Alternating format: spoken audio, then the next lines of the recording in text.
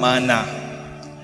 Pag sinabi nating kasalanang mana, inisip natin yung original sin, yung kasalanan ni Eva at Adan. Totoo naman po yun. Kanina may bininyagan ako. Usually sa binyag, we wash away original sin. The sin of Adam, the sin of Eve. Okay din po yun. Pero mas maganda yata, other than original sin, ay ang ating salita sa Filipino, Tagalog. Ang sa ating salita ay kasalanang mana. Hindi lang galing kina Adan at Eva. The concept of the original sin is very old in terms of the Genesis story. And it may feel quite distant and hard to relate to. Instead, can we consider sins inherited by our own families, which we might feel and experience more directly in our lives? Pwede kayang mas nararamdaman natin at nararanasan ang kasalanan na galing sa ating sariling pamilya, sa ating mga magulang at mga nauna sa ating mga lolo't lola. Halimbawa, di ba meron tayong healing of the family tree? We're referring to addressing genetic predisposition to illnesses and diseases that we might inherit. Being aware of and proactively managing the health conditions that our parents and godparents had can lead to a healthier and potentially to longer life for all of us. Halimbawa, kung sa pamilya nyo ang kinamatay ng lolo mo ay diabetes, o lola mo may diabetes, malaki yung posibilidad may diabetes ka rin. Kung ako may namana sa tatay ko, hindi naman house and lot. Ang namana ko sa tatay ko, diabetes. Kaya predisposed po ako, konting kain lang, malakas mag-respond yung glucose ko. Kakain ka ng ganito, kakain ako ng ganito, yung katawan ko kaagad siyang tumataas yung blood sugar level. Kaya nga pag alam mo to, you can already avoid yung pinanggagalingan nito, yung maraming sugar. Hindi lang sugar na nilalagay natin sa kape, yung kanin na nagiging sugar, yung carbohydrates, tinapay na nagiging sugar. Ang nanay ko, wala siyang diabetes. Yung mga Silvareya side. Napansin ko yung galang side.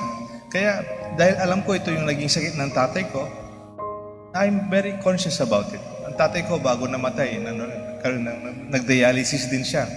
Ganon din yung uncle kong isa, si Tito Eddie. Nag-dialysis din. Yung kapatid ko nag-dialysis. Kaya I'll also take good care of my kidney. I monitor my creatinine and other measurements of kidney functioning. Kasi alam natin, namana natin to eh. Predisposed tayo. Kaya nga dahil alam natin, sana ngayon pa lang, naiiwasan natin. At wala naman may kasalanan dito. Kailangan to be aware na yung namamana natin ay yung sakit din namamana natin. However, we can also talk about positive qualities na pwede nating mamana sa ating mga magulang. Bakit kayo nagsisimba? Kasi namana namin to sa mga magulang namin. Yung mga magulang namin active sa simbahan. Kaya ngayon kami ay malapit sa simbahan.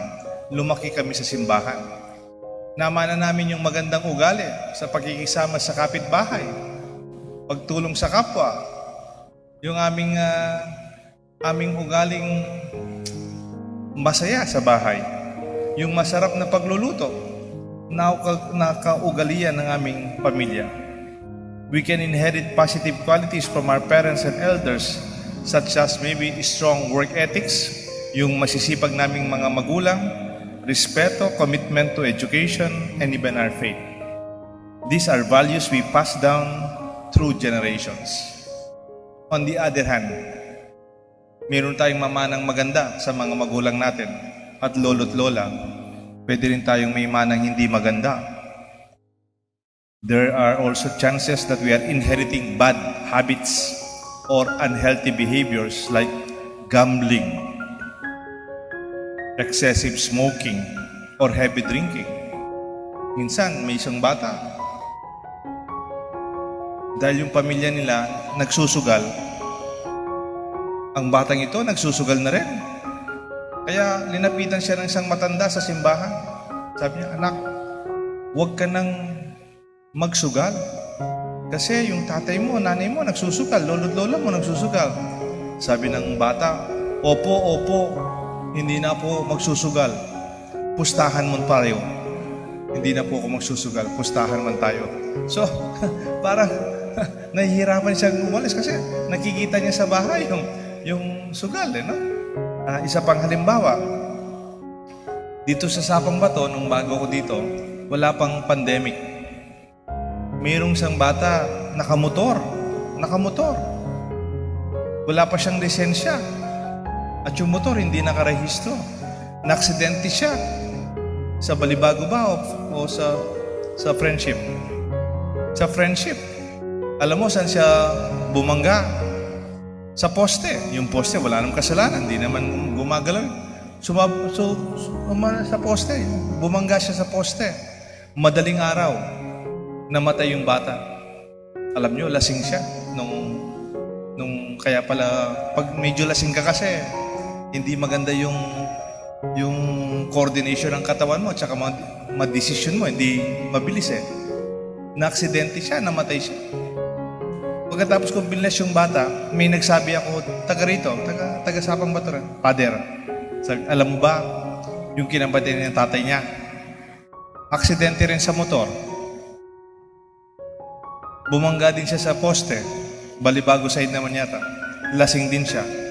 Sabi ko, wow, pati kamatayan ng tatay niya, namana niya. Pwede pala, no? Na yung ating bisyo ngayon ay namana rin natin sa ating magulang, sa ating mga lolo't lola. Kaya kung minsan, halimbawa, yung pagmumura. Pasensya ka na, Father, nagmura siya. Kasi lahi namin yung nagmumura. Tapos minura siya. Kasi lahi namin yan eh. Kinagitnan ko niya, ugali na eh. Ang akagisnan ko na po yan eh. Mibait ko kayong lamesa ng kwaho, ay lamesa ng madyong, kari ko mibait. Maybe we understand that, but we have a choice. We have a choice. Maybe to avoid heavy drinking, excessive smoking, or maybe unhealthy gambling. However, by being aware and witnessing the negative consequences of these choices, children can make their own decisions to avoid them. May kilala ko yung tatay nila namatay sa cancer sa lungs kasi sa sigarilyo. Masaya naman ako. Alam niyo po bakit? Yung anak niya puro lalaki. Kahit isa sa mga anak niya ngayon, matanda ng mga anak niya, walang nagsigarilyo. Nakita niya kasi epekto sa tatay nila nung siya'y nagsisigarilyo. We have to make choices. Yung kasalanang mana, hindi man lang yung kasalanan ni Adan at Eva.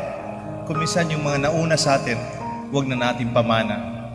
Pwede rin, may kaaway tayo sa mga pinsan natin, o kaya mga tito-tita. Huwag na natin isama yung mga bata. Let them be free from our own problems and our own issues in our own relationship now. They don't deserve it. Last na lang po ito, ne. Ngayong umaga po, nagising ako. Hindi sa mga nagro-rosaryo ng alas 6. Nagising po ako sa mga jingle ng mga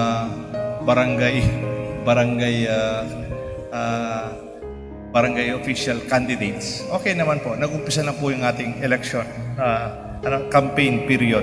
Maikli lang naman campaign period. But today marks the beginning of the barangay campaign period. Even in government leadership, we can continue good examples, beneficial programs, and successful projects. Sa ating gobyerno, marami tayong mamamana, magandang programa, magandang mga proyekto, magandang mga kaugalian na ipagpatuloy natin. Ako, I'm happy how we manage health, o how we manage our reforestation sa taas with our local government. Ipagpatuloy po natin yan. Yung magandang mga project ng gobyerno, kahit hindi natin project, pagpatuloy natin. Ikaunlad ng bayan, ng ating barangay, kaunlad ng barangay. However, on the other hand, We should also avoid negative public governance practices and unhealthy political tactics, making better choices. Kung merong nakikinig mga umahabol sa politika ngayon, pero sa palagay ko, ngayon pagod na sila kasi maghapon silang lumalabas. Kung meron silang namana sa susunod mga naunang mga politiko dito sa barangay, pagpatuloy natin. Pero mga bagay na hindi maganda, nakaugalian ng ating gobyerno, mga politiko, government leaders, huwag na nating pagpatuloy. Putulin na natin. Parang yung bisyo ng pagsusugal, bisyo ng sigarilyo, o bisyo ng alak, pwede nating putulin sa ating panahon.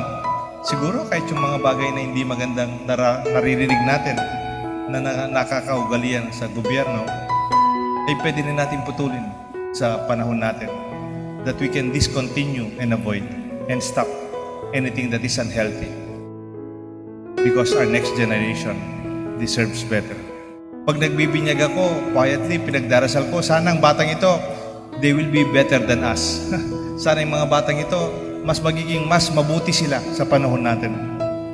This upcoming election, we have all the potential to bring about positive change, starting from the grassroots, forming the foundation of a good national identity through good barangay leadership. Kung gusto nating magkaroon ng magandang liderato sa ating mga national leaders, siguro mag-umpisa muna yan sa barangay. Sabi nga, you will certainly not die. Yes, you will be living in guilt. Even your children will inherit the effects of your sin. Itong sinasabi ni Jesus ng ating mga kasalanan, hindi lang yung kasalanan ni Adan at Eva ang ating nagagawa ngayon. Tunay, they will also inherit yung tinatawag nilang kasalanan na mana. Pero maganda dito, kahit kasalanan na mana, we can choose not to accept this kind of inheritance. Pwede namang piliin natin, hindi natin tatanggapin ang ganitong klaseng pinapamana. Pumili tayo sa anuman ang mabuti sa mga nauna sa atin and make it even better in our time. Sa ngalan ng Ama, ng Anak, ng Banal na Espiritu. Amen.